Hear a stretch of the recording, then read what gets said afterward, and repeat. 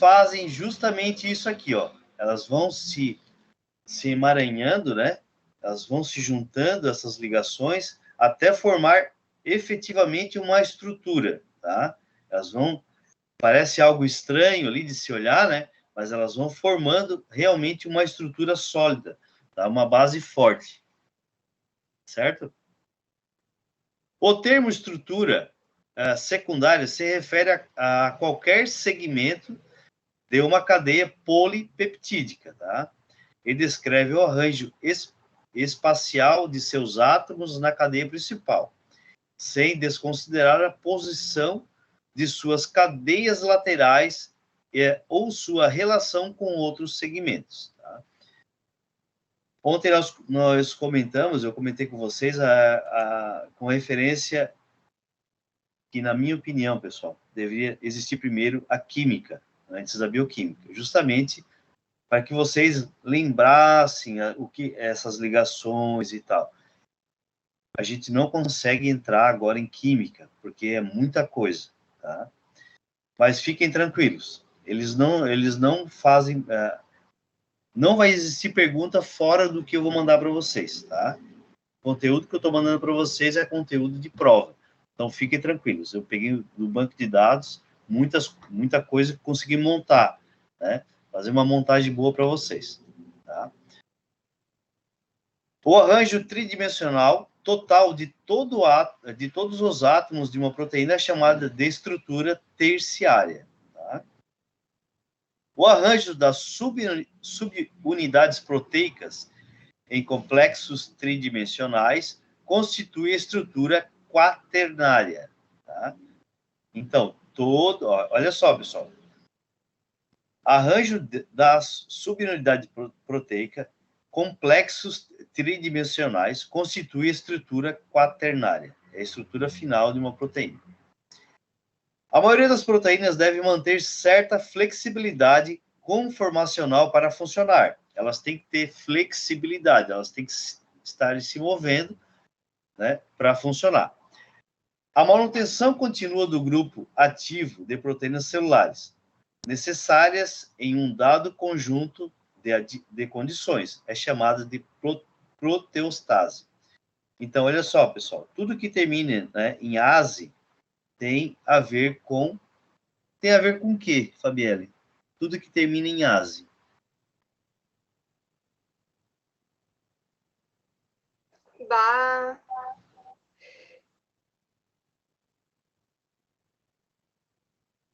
Não me lembro. Enzimas. Em quê? Enzimas. Enzimas, vou até anotar. Tá? Vamos lá. A protease celular requer atividade coordenada de vias para síntese e o enovelamento de proteínas. O redobramento de proteínas, né, parcialmente desdobradas, e o sequestro e a degradação de proteínas irreversivelmente desdobradas. Em todas as células, essas redes envolvem centenas de enzimas e proteínas especializadas. Ou seja, pessoal, as proteínas, né, para ela entrar no formato que ela precisa, ela vai ter que entrar naquelas configurações. Elas têm que ser todas... Como é que eu vou explicar para vocês? Ela tem que ser toda enovelada, elas têm que ser toda amarrada, tá? Essas proteínas, para elas estarem fixas, firmes, tá? À medida que as proteínas são sintetizadas nos ribossomos, né? Fica a dica, ribossomo, proteína, síntese de proteína. Não esqueçam desses detalhes, é muito importante, tá? É sempre questionado essas coisas. Elas devem dobrar-se em sua conformação nativa. Algumas vezes isso ocorre de forma espontânea, porém mais frequentemente com assistência de enzimas complexas, especialmente chamadas de chaperonas, né? Então, as chaperonas, né, pessoal, elas não trabalham somente no DNA, elas fazem justamente esse enovelamento, né, essa junção, fortalecendo a sua estrutura, tá? É como se ela fosse amarrada mesmo, essas proteínas, tá? Que são as chaperonas que fazem esse trabalho, tá? As proteínas inapropriadamente dobradas frequentemente expõem superfícies hidrofóbicas. Alguém saberia me dizer o que seria essa palavra hidrofóbica? Medo de água? Medo de água. Fobia de água. Perfeito, medo de água, né? O gato pode ser um ser hidrofóbico, né? Muitos deles, né? Tem medo de água, não tem? Pode dar água. Que as tornam pegajosas, né? Conduzindo à formação de agregados, né? Inativos. Esses agregados podem perder suas funções normais, mas não são inertes.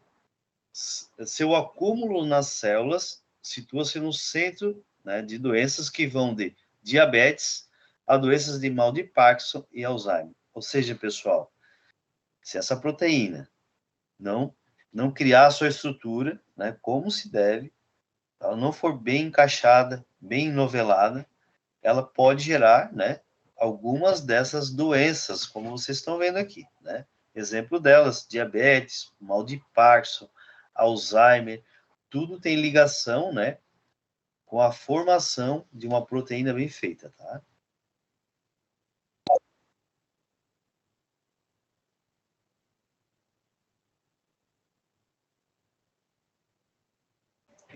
Eles que vão fazer a junção, né? Vão fazer a união delas e manter a estabilidade.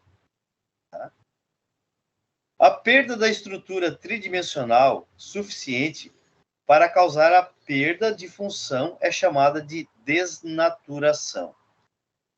Como é que a gente consegue desnaturar uma proteína? Tá? O processo, pessoal, pode ocorrer de uma forma simples.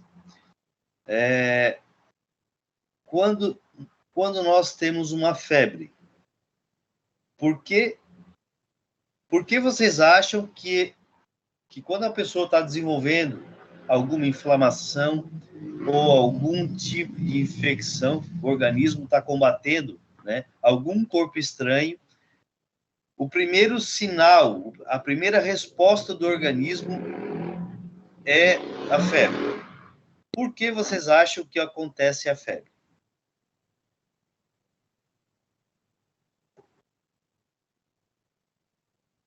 Sim, eles estão combatendo.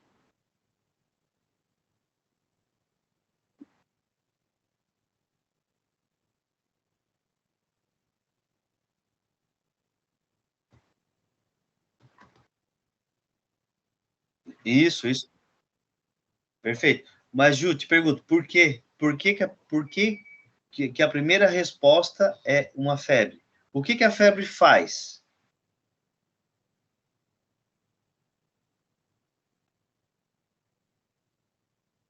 Isso, justamente. Mas ela aumenta por qual motivo? Porque ela está mostrando que tem uma infecção? Isso, ela está mostrando. Mas tem uma lógica nisso, né? Nós estamos falando aqui de desnaturação. A proteína ela vai perder a sua função, certo? Aí o que o corpo faz? O corpo eleva a temperatura. Onde eu quero chegar? Uma proteína, ela começa a se desnaturar quando a temperatura passa dos 40 graus. Aí a proteína ela vai perdendo a sua função, tá? Aí fica a dica, pessoal, para as mães, né, que tem ali o seu primeiro bebê, que ainda não tem, às vezes, muita experiência, tal, que a primeira coisa que uma mãe vê, né, tá com febre. O que ela faz de imediato? Dá o remédio para baixar a febre, certo? Mas se vocês pararem para analisar nesse contexto, ela não deveria baixar a febre já na mesma hora, porque o corpo, tu tem que dar tempo para o corpo também fazer a parte dele. Ele tem que também entrar com uma ação, com uma resposta a esse invasor, certo? A febre é o primeiro indício. Ah, professor, mas se ficar muito muito tempo, uma febre pode dar um problema, pode gerar problema, pode, é verdade. Uma febre alta, né, além de desnaturar as proteínas do invasor, vai desnaturar as proteínas do próprio corpo, certo? Então, isso é um problema.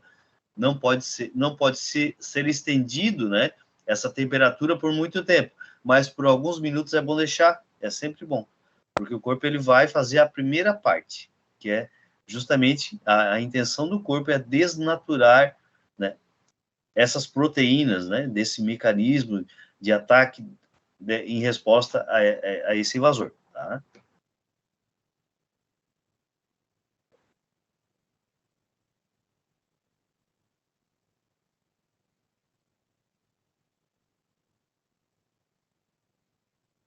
Isso, né? Aí tu tem que deixar um período, né? Deixa o período, o que tu pode fazer? Bota uma compressa de água, né? Tenta dar uma amenizada. Mas é claro, mas é lógico, tu tem que acompanhar. Ah, mas a febre, ela tá subindo muito rápido. Aí tu tem que intervir. Não tem o que fazer. Né? A gente tá falando de uma febrezinha normal, assim, né? De algo simples. Agora, se o paciente está acometido por uma meningite, algo do tipo, não, a gente não vai fazer isso, né? Porque o corpo ele não vai conseguir desnaturar essas bactérias, porque elas têm uma velocidade muito grande de multiplicação, então tu não vai conseguir, tá? Então tu tem que dar uma mão para o organismo para ajudar, porque senão ele acaba desnaturando até as tuas próprias proteínas, vai sequelando, vai dando outros problemas. Mas vocês conseguiram entender a essência de deixar um pouquinho, é justamente para o corpo ele trabalhar um pouco e tentar, né, fazer ele automaticamente combater, dar o primeiro passo, tá? Porque a partir do momento que tu entra sempre com antitérmico já de cara, o que o corpo vai entender? Ah, tá com vírus ali, vou ficar quietinho. Nosso corpo ele se adapta a todas as situações. Então a gente tem que deixar o nosso organismo trabalhar um pouquinho, fazer a parte dele, tá? Vamos lá. As proteínas são fundamentais para qualquer ser vivo, pois grande parte dos processos orgânicos que acontecem nas células são mediadas por proteínas, né? As enzimas. Toda manifestação genética é dada por meio de proteínas, pois os genes são fragmentados de DNA que codificam proteínas. Ou seja, a essência do nosso... uma das partes fundamentais do nosso corpo são as proteínas. Nós não podemos sobreviver sem as proteínas. Elas são indispensáveis para a nossa manutenção e sobrevivência. Tá?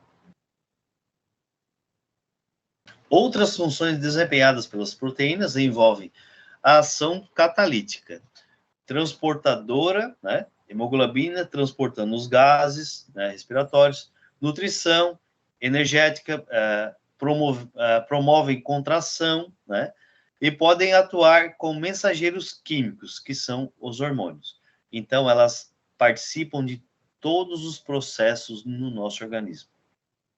Elas estão presentes em todas as ações, as proteínas, tá? Como vocês podem ver, né, elas envolvem na ação catalítica, né, transportadora, nutritiva, energética, né, ajuda na contração muscular e também como mensageiros químicos, né, os hormônios. Tá? A catálise biológica, né, foi reconhecida e descrita no final dos anos 1700, em estudo da digestão de carne por secreção do estômago. A pesquisa continuou no século seguinte, examinando a conversão do amido em açúcar pela saliva e por vários extratos de plantas. Vocês sabem o que é uma catálise? Uma catalase, uma catálise? O que é uma ação catalítica?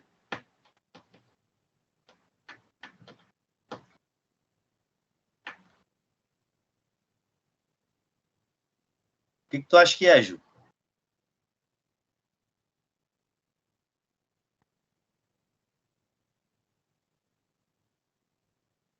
Tá. Então tu pesquisa aí, depois tu vai falar para todos. Tá? Combinado?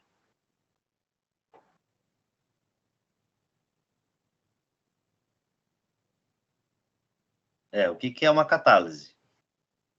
Uma ação catalítica, pode ser também.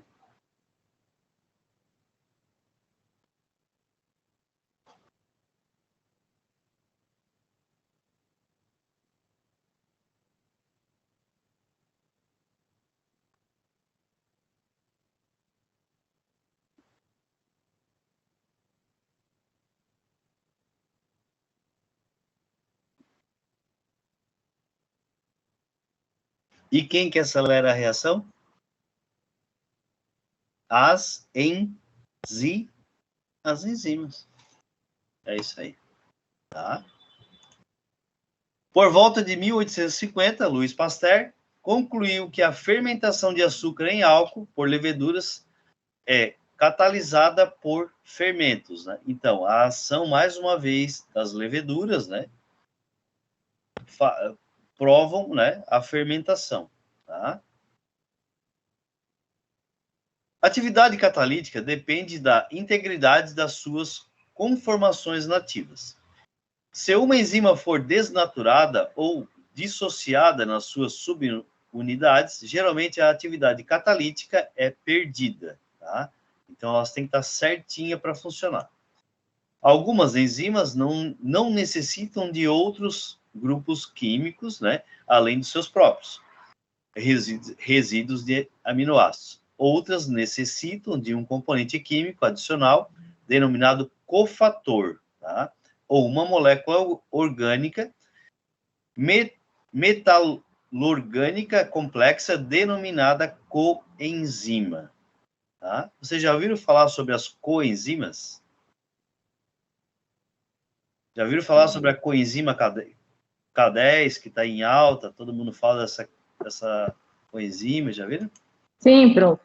Eu fiz um curso de estética funcional que a minha professora falava muito sobre a gente indicar as pacientes tomar, né, para ajudar na energia, tirar o cansaço, a fadiga. Isso, é isso aí. Olha só. E serve também como detox ou não? Para desintoxicar o organismo ou não? Não. Elas podem acelerar o processo, mas não é o foco delas, não, tá? É só para energia mesmo. Ela vai te dar energia, vai dar disposição, vai te dar um gás, vai dar uma melhora, tá? É uma vitamina, né?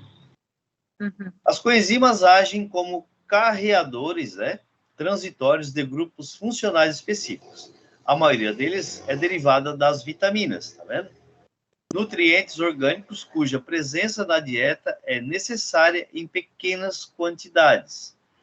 Existem gente aí que consome grandes quantidades de vitaminas, né? O que o nosso corpo ele faz? Uma outra dica para vocês, pessoas que às vezes procuram ir nutrólogos, né? Eles adoram pedir, eles adoram te empurrar vitamina, isso e aquilo. Mas é assim, pessoal, o nosso corpo, ele é muito inteligente, ele é muito esperto. Usando um complexo de A a Z, o que ele vai fazer? Ele vai absorver aquilo que ele precisa e vai excretar aquilo que ele não quer, aquilo que tem em excesso, tá? Então, muitas vezes a pessoa gasta horrores fazendo exames, baterias de exames caros, né? Para ver qual vitamina, qual cofator tem baixo, tal. E tu usando um complexo desse, tu vai dar para o teu organismo, ele mesmo vai separar o que ele quer e o que ele não quer eliminado. Né? Isso é bem comum a gente ver diariamente, né? Tá? Uma coenzima ou um íon metálico que se ligue muito firmemente ou mesmo covalentemente a uma enzima é denominado de grupo prostético. Tá? Uma enzima completa, cataliticamente ativa junto à sua coenzima ou íon metálico é denominado de haloenzima. Tá? Uma enzima completa, cataliticamente ativa junto a uma coenzima, né, ou íon metálico, é denominado haloenzima. Tá? Essas duas junções formam uma haloenzima. A parte proteica de uma dessas enzimas é denominado apoenzima ou apoproteína, tá? É a mesma coisa. Finalmente, algumas enzimas são modificadas covalentemente, né, por fosforilação, glicosilação e outros processos. Muitas dessas modificações estão envolvidas na regulação da atividade enzimática. Então, ocorre a fosforilação, glicosilação, né, e outros processos, tá? A gente vai ver o que é uma fosforilação e veremos já na próxima unidade o que seria uma glicosilação, tá? Alguém já ouviu falar sobre uma hemoglobina glicada, glicosilada? Sim. Já ouviram falar? Sim, nos exames de sangue eles pedem.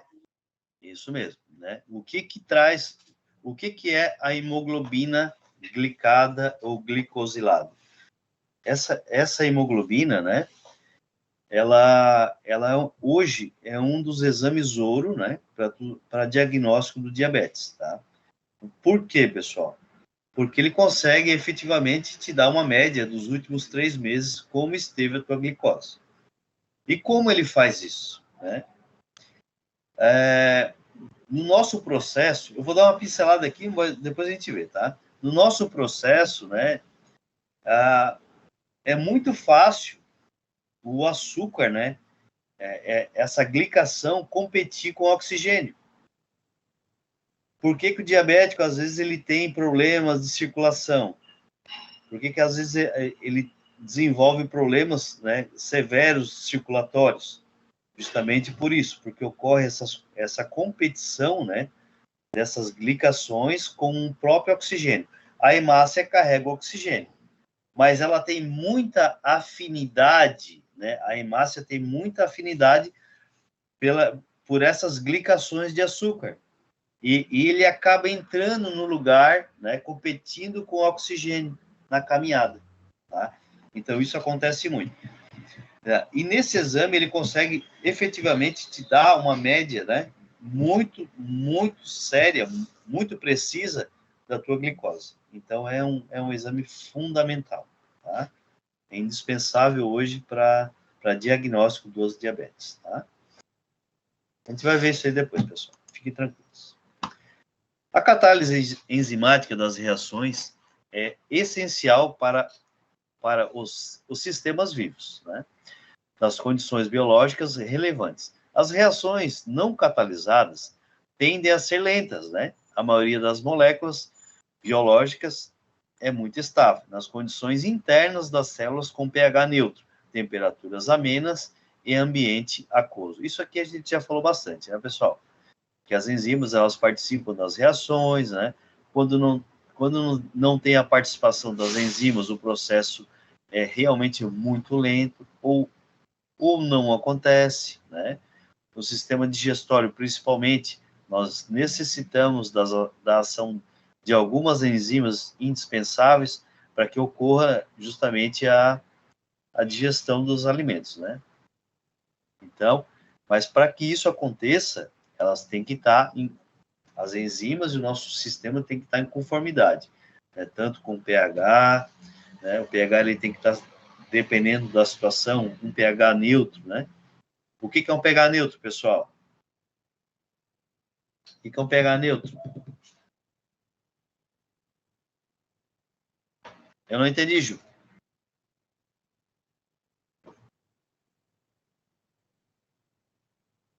Vamos lá, galera. Flavinho, o que é um pH neutro? É o pH que está de 0 a 4, não é isso? Não.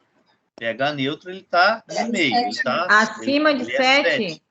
Não, 7. pH neutro, ele é 7. Tá? Isso. Acima de 7, ele já vai passar a ser um pH Alcalino. ligeiramente alcalino, tá? Abaixo de 7, ele vai ser um pH ácido. Isso mesmo, tá? Então, um pH neutro, vocês partem, né, do 7. pH neutro é 7, tá? As reações necessárias para digerir os alimentos, enviar sinais nervosos ou contrair músculos simplesmente não ocorrem em velocidade adequada sem a catálise. Ou seja, a catálise é indispensável. Nós necessitamos da participação das enzimas, né? E quem são as enzimas? Que nós falamos são as proteínas, certo? Beleza? A propriedade característica das reações catalisadas por enzimas é que a reação ocorre confinada em um bolsão de enzimas denominado sítio ativo. Tá? A molécula se liga no sítio ativo e sobre a qual enzima age é denominado um substrato. Então, nós temos uma bolsa, né? Uma bolsa onde o substrato, né, e a enzima vão se ligar para formar o que, pessoal? Um produto. Tá? Normalmente, os bioquímicos utilizam várias abordagens para estudar o mecanismo de ação de enzimas purificadas. A estrutura tridimensional das proteínas fornece informações importantes, que são incrementadas pela química de proteínas e por modernos métodos de mutagênese, né? Sítio dirigida, né? Mudança na sequência de aminoácidos de uma proteína por engenharia genética. Tá? Os bioquímicos, os cientistas, né? Eles tentam sempre, né, tá separando essas enzimas, purificando essas enzimas para estar conhecendo melhor todo o mecanismo de ação dela, né? Qual o melhor pH para ela agir, qual o melhor sítio para ela agir. Tá? As enzimas têm um pH, né, ou uma faixa de pH ótimo, no qual a atividade catalítica é máxima. A atividade decresce em pH maior ou menor. Isso não surpreende, né? Então, como nós falamos, a enzima ela precisa do seu pH ideal, né? Dependendo de onde ela está. Se ela está no estômago, ela precisa de um pH baixo, né? Se ela está na corrente sanguínea, se ela está em algum órgão, né, ela vai precisar de um pH um pouquinho mais alto. Né? Geralmente, ele é um pH já alcalino. A maioria das enzimas, né, das vias metabólicas, segue os padrões cinéticos, né, que foram descritos. Cada via, entretanto, inclui uma ou mais enzimas que influenciam em muito a velocidade de toda a sequência de reações. Essas enzimas regulatórias têm atividade catalítica aumentada ou diminuída em resposta a certos sinais.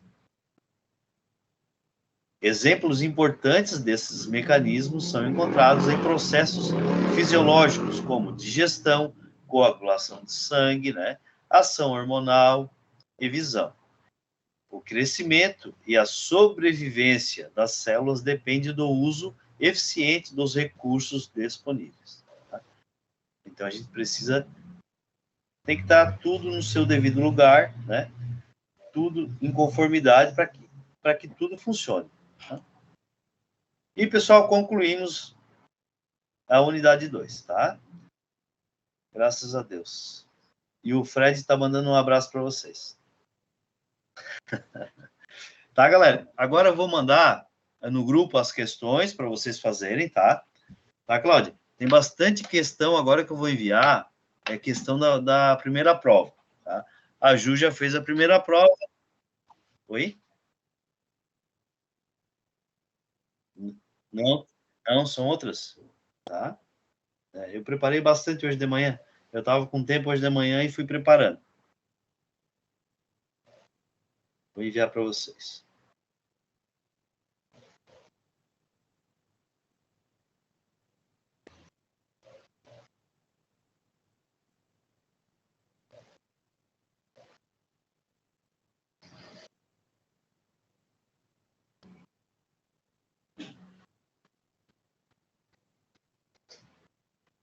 Ó, já foi lá. Pessoal, utilizem, né? Quem não fez a prova 1, utilizem bastante essa que eu enviei agora, tá? São questões mesmo direcionadas à prova 1. No que eu enviei ontem, São direcionadas à prova 1 e 2, tá? Mais a prova 2. Certo? Vou deixar vocês à vontade, eu vou ficar por aqui. Qualquer dúvida, vocês podem me chamar, tá? Não tem problema nenhum. Quem for terminando,